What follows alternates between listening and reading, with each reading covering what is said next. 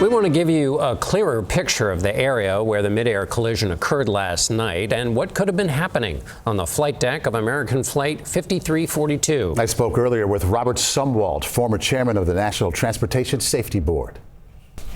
Robert, thanks so much for joining us. So much has been made of the congestion surrounding Reagan National. Here it is. Here's the Potomac. Other aircraft come up from military installations nearby. What's your take on that?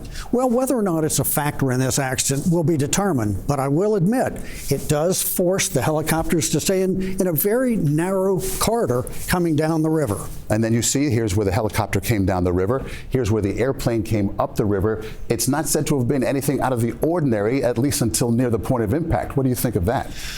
Well, I was an airline pilot for 24 years. I've landed on this runway many times. The pilots are going to want to make sure they're on the proper speed, on the proper path going into the runway. There's a lot of things the pilots are concentrating on to make sure they're going to land on the runway at the right spot. And runway 33 is a shorter one. Let's look at the altitude as best you can tell. Coming in, that was said to be normal as well. What do you see here? Well, it looks to me to be a normal descent. They're going to descend about 700 feet per minute, about 300 feet per mile.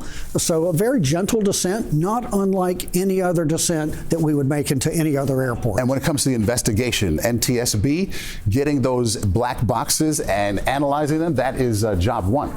That's right, because that's going to provide the most direct evidence of what was happening inside that cockpit.